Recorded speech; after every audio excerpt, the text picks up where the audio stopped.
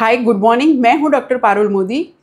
हमने आगे के वीडियो में हाइपोकैलेमिया एंड हाइपरकैलेमिया के बारे में बात की थी कि पोटेशियम की मात्रा बढ़ने से और कम होने से क्या क्या चेंजेस बॉडी में आते हैं।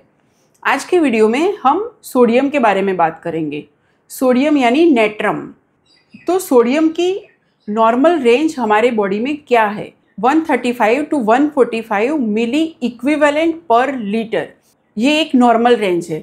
अगर सोडियम की मात्रा 135 से कम हो जाती है तो हाइपोनेट्रेमिया की कंडीशन डेवलप हो जाती है, और अगर सोडियम की मात्रा 145 मिली इक्विवेलेंट से ज़्यादा हो जाती है तो हाइपरनेट्रेमिया की कंडीशन डेवलप हो जाती है। तो आइए हम समझते हैं हाइपरनेट्रेमिया क्या है। हाइपरनेट्रेमिया के यानी कि सोडियम एक्सेस के क्या क्या रीज़न हो सकते हैं, उसके जो कॉजेज़ है उसको हम दो तरह इस तरह से चार्ट बना सकते हैं। Say for example real causes of sodium excess means जो रियल कॉजेज़ है जिससे सोडियम की मात्रा बढ़ गई है, और एपरेंट मीन्स वो ऐसा दिखता है कि सोडियम बढ़ गया है बट एक्चुअली वो apparent for a shorter period of time के लिए वो बढ़ा हुआ होता है। तो रियल कॉजेज़ में क्या है? तो सबसे पहले तो वो आती है iatrogenic means with the help of medicines. अगर सोडियम की मात्रा बढ़ गई है उसको हम आइट्रोजेनिक बोलते हैं। सेकंड, आईवी फ्लूइड का ज़्यादा एडमिनिस्ट्रेशन हुआ है तो उससे भी सोडियम की मात्रा बढ़ सकती है। देन रीनल एक्सक्रीशन, अगर जो डिलेड हुआ है तो उससे भी सोडियम की मात्रा बढ़ सकती है। अगर सोडियम की मात्रा बढ़ गई है तो कैपिलरीज में जो ऑस्मोटिक प्रेशर होता है उसमें चेंजेस होना स्टार्ट हो जाता है। तो उससे क्या होगा? तो एक्सेस जो वाटर होगा इंटरस्टिशियल टिश्यू में से सर्कुलेशन में जाएगा और उससे इडीमा डेवलप हो सकता है। तो सोडियम बढ़ने से इडीमा, स्वेलिंग इस तरह से डेवलप हो सकता है। अब सेकंड पार्ट अगर हम देखें तो एपरेंट कॉजेज़ मीन्स वो एक टेम्पररी प्रोसेस है जिसमें सोडियम की मात्रा बढ़ जाती है। तो वो कैसे बढ़ेगी? तो अगर बॉडी में आपके डिहाइड्रेशन हो गया है तो उसका कॉन्सेंट्रेशन बढ़ जाता है, उसकी वजह से सोडियम टेम्पररली उसकी रेंज बढ़ जाती है। अगर हाइपरनेट्रेमिया हुआ है पेशेंट को तो उसके क्लिनिकल फीचर्स क्या है? तो क्लिनिकल फीचर्स में सबसे पहले जैसे मैंने बताया कि पफिनेस, स्वेलिंग हो जाती है, तो puffiness of face. Then oedema, pitting oedema. What is the meaning of pitting oedema?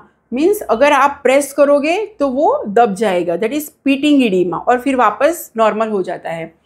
तो ये भी एक सिम्टम डेवलप हो सकता है। Pitting oedema generally sacral region और अराउंड दी एंकल होता है, ये सबसे बड़ा फीचर है। तो आप रूटीन लाइफ में भी अगर किसी को देखोगे तो जैसे एंकल में स्वेलिंग होता है तो सबको ऐसा लगता है कि मेरी किडनी में कोई प्रॉब्लम लगता है मुझे, उस केस में सोडियम बढ़ जाता है, तब ऐसा मैनिफेस्टेशन आता है। देन वेट बढ़ सकता है एंड पॉलीयूरिया भी हो सकता है। पॉलीयूरिया मीन्स यूरिन की फ्रीक्वेंसी बहुत बढ़ जाती है। एंड अगर जो इन्फेंट्स में एंटीरियर फंटानेल्स में टेंशन इंक्रीज हो जाती है, तो ये सारे हाइपरनेट्रेमिया के सिम्टम्स है। अब उसको हम करेक्ट कैसे करेंगे? तो अगर जो रियल हाइपरनेट्रेमिया है तो उस केस में हमको जो इन्फ्यूजन दे रहे हैं तो उसको इमीडिएटली स्टॉप करना पड़ेगा। एंड अगर इडीमा है तो डायूरेटिक्स देना पड़ता है। डायूरेटिक्स मीन्स जो यूरिन की फ्रीक्वेंसी बढ़ाता है। और अगर एपरेंट कॉज है तो एपरेंट कॉज में अकॉर्डिंग टू मेरिट इंडिविजुअल को क्या प्रॉब्लम है, यानी डिहाइड्रेशन की वजह क्या है। से फॉर एग्जांपल उसको डायरिया हुआ है, वॉमिटिंग हुआ है या और कोई प्रॉब्लम है, यानी वो कॉज को हमको करेक्ट करना पड़ेगा। अब हम समझेंगे what is hyponatraemia. Hyponatraemia means sodium की मात्रा 135 से कम हो जाती है।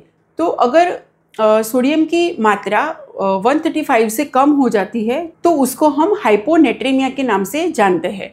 हाइपोनेट्रेमिया के कॉजेज़ क्या है? तो सेम एज हाइपरनेट्रेमिया उसमें भी एक अगर आप चार्ट बनाओ, एक होता है रियल और एक होता है एपरेंट। तो रियल कॉजेज़ क्या है? अगर हम रियल कॉजेज़ के बारे में बात करें तो इसमें बर्न हुआ है, अगर आपका स्वेटिंग बढ़ गया है, देन जीआई एस्पिरेशन, अगर कोई फिस्टुला है, हाई इंटेस्टिनल फिस्टुला है, देन अगर इंटेस्टिनल ऑब्स्ट्रक्शन है, then dysentery, vomiting, diarrhoea, ulcerative colitis, pseudomembranous colitis and anti-diuretic hormone in case of bronchial carcinoma।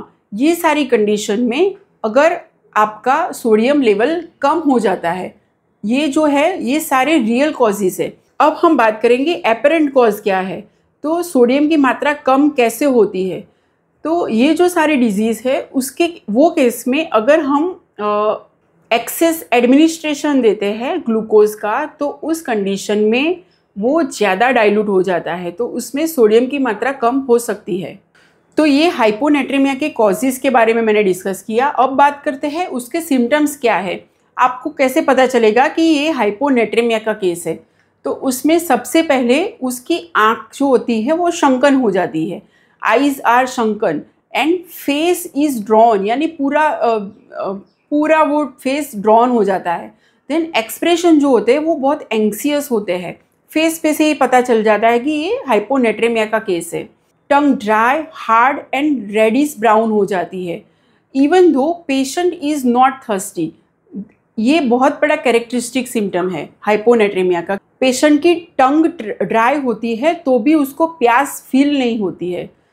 Then skin जो होती है वो ड्राई हो जाती है, एकदम रिंकल्ड। सबक्यूटेनियस टिश्यू जो होते हैं वो बहुत रिलैक्स्ड हो जाते हैं। Patient look like aged by many years in a few hours, means अगर आपने देखा हो तो कोई पेशेंट को अगर सिवियर डायरिया, वॉमिटिंग ऐसा कुछ हो जाता है तो जैसे 2 ही घंटे में उसकी पूरी शक्ल चेंज हो जाती है।